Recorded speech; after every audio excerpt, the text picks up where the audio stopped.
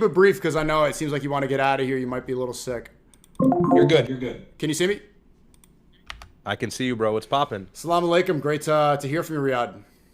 Alaikum salam, bro. What's going on? How's everything? Alhamdulillah. Just finished watching that Trump speech. I'm sure you watched it too. Are you feeling okay? You're a little sick?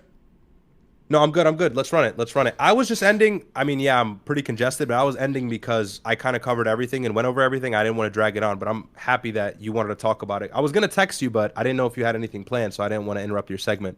Yeah. I was just covering everything today, IRL. So I want to hear, I know you probably already yapped to your audience, but your takeaways. Okay, I'll just say my takeaways quickly. So one, the Iranian diaspora, they love getting humiliated. Maybe they have a fetish for it because he says he's going to send them back to the Stone Age. One. Two, Trump said that we don't need to be in this war, so we should go home. Three, it seems like a ground troop invasion is imminent, although he didn't announce it. It seems like he was just kind of playing with everybody. And fourth, oil prices are surging right now. That's a disaster. So this is bad. It was a nothing burger speech. He didn't say anything new. Did you notice, I'm sure you saw, he said it was 45,000 protesters instead of 30. It's like the instead new of 30. 45,000. I dropped the volume. I dropped the volume and I mentioned that to my audience. Yeah, they're changing the number every other day. Yeah, so it reminds you of something, ever-changing numbers. But yeah, what I was saying, and the biggest thing that I echoed, what's really concerning to me, and why every American should be concerned, because we see this pattern or this trend, people exacerbate an issue, and so they do this warmongering, fear-mongering, this is the biggest deal in the world and whatever, and that's usually not the case. They kind of did that with Ukraine and stuff, but this is a different issue, and I'll tell you why.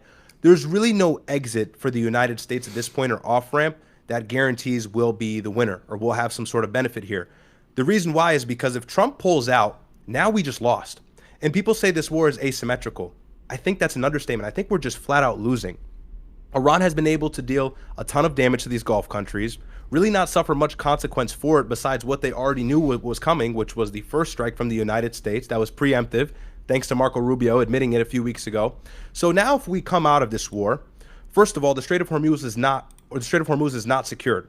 For the United States to go in and secure and reopen that strait, it's a lot more difficult than it is for Iran to just disrupt it. That's their homeland, that's their passageway, they're familiar with that territory. So for them, all they've got to do is just keep their drones at bay, which are very cheap, very easy to make, their missiles at bay, and threaten the Marines that, by the way, have not even gotten close with that missile capability. It's going to be a long-winded conflict for us to gain control of that strait. If we pull out without seizing control or winning that strait back over, the entire world will be upset with us, because who pays for that oil not being accessible to them readily, at least? Asia and Europe, more so than the United States. At least if we feel the effect, it'll be long-term or long-winded. So if we pull out, we look like an idiot. We just scapegoated NATO. We told NATO, you're not going to help us in Iran. You're not going to die for Israel like us. Well, then whatever. We're not going to be allied with you. You can suffer from the oil shortage. Now, who's to say that Russia and China isn't on the doorstep of these countries saying, look at the United States. Are they a good ally for you? They don't even want to run NATO anymore. You might as well have some sort of security access with us. So the pivotal region that we had control in, being these Gulf countries, is now gone. It's tarnished. The affluent, or the influence rather, that we had in these Gulf countries is gone, because what was the stipulation that Iran had highlighted in regards to a ceasefire is that the United States has to remove military presence from these Gulf countries. That's how we have hegemony in that region in the first place. So our bases exist to protect them in that region, but they've been the subject or really warranting attack on them. Now we have to pull them out for a ceasefire to be there. There's no way to stop this conflict without the United States looking stupid. So I was saying Trump might as well just go ahead and try to effectuate regime change, but then thousands of soldiers are going to die. It's going to take forever. Who knows if we'll even actually be able to make it happen inside of the year. It might stretch to midterms. The IRGC promised that. Top to bottom, this is a disaster. And the Strait of Hormuz, last thing I'll say, the Strait of Hormuz has been the biggest vantage point of leverage for the Iranian regime. Obviously, they can't match military capability to that of the United States. We all know that. So what have they been doing? They weaponized that strait very effectively. They're able to affect global oil prices, and now it's become lucrative for them. They can charge these ships for passing through, and the United States had to release sanctions on Russia and Iran, two of our biggest adversaries, in order to remedy that oil pressure. And Donald Trump has been panicking. If you see every time on Truth Social, when it creeps up to 120, he's saying, don't worry, we're coming back. We're going to take this to straight. We're going to fix it. He said, me and the Ayatollah are going to control it. In this speech, he said it's going to naturally reopen. It's so funny that that's one of the main objectives of this war now, which are exactly just returning to what it was before the war started, before epic failure. How embarrassing. And there's no real way to just, I mean, he keeps bragging, saying that the Navy and the Air Force and their missile capabilities are destroyed. But then why is the Strait of Hormuz still closed? And I think I'm completely vindicated. I don't know what your position was, but during the Venezuela regime change, when they kidnapped Maduro, I said the only reason they're doing this is because Netanyahu wants America to go attack Iran, and they know that their major chess move is closing the Strait of Hormuz to Epstein regime. I was right. I think a lot of people haven't corrected themselves about that, but look at him even bragging about it in the speech. He's saying he's going to get crude oil from Venezuela, and this is the way that they could supplement that loss from the Strait. Time for people to admit they were wrong about screaming for Venezuela regime change. The oil's not even the same, right? The oil that comes from the Gulf is a lot more valuable. It's terrible for Venezuela. But even then, we destroy their Navy, we destroy their Air Force. That's a non sequitur. That doesn't really matter or relate to the topic, because Iran's number one threat, and what Netanyahu had echoed prior to the 12-day war and after, is that their ballistic missile program poses the biggest threat to us, as well as the nuclear asset.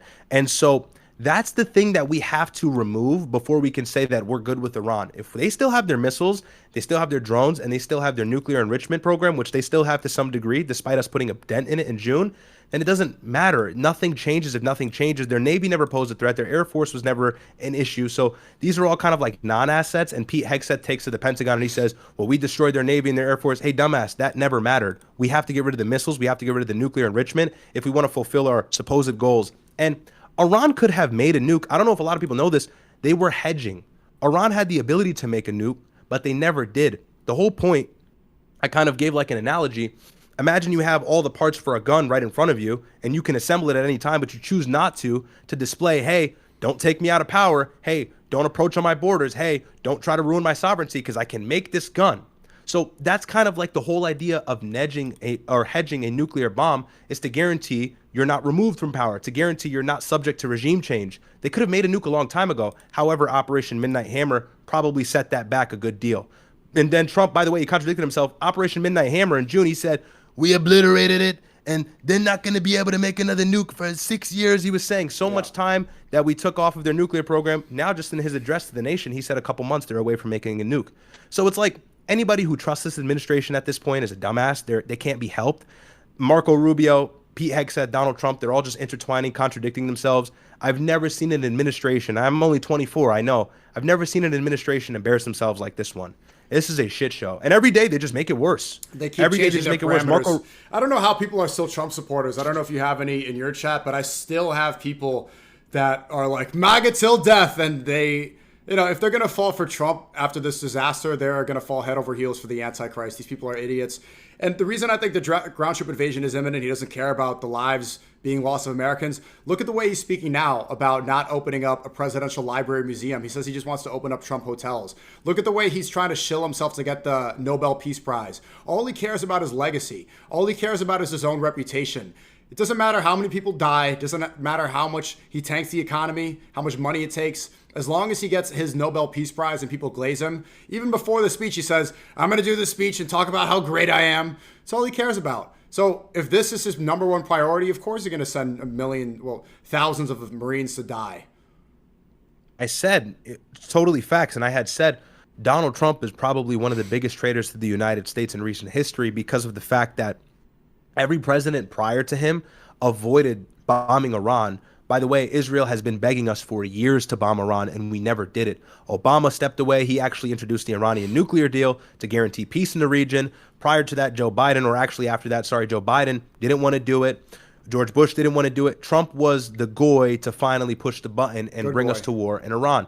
So he's not only the biggest traitor in that aspect, but the fact that he campaigned on certain promises and then completely tarnished them just to have this power. And yeah, that's true. If you read about Trump, if you look at his early life or his history, you'll see he's just a power-obsessed guy who wants to be the best at everything, wants to be a winner. Look, he can't run again, so he doesn't care at this point. It's a sinking ship. The Trump administration is done. Joe Kent hopped off the boat. Everybody's trying to save face. J.D. Vance is trying to look like the peace guy. Everybody's already seeing his move, as well as the fact to put the cherry on top, he's probably going to lose in midterms. I mean, Trump is just top to bottom.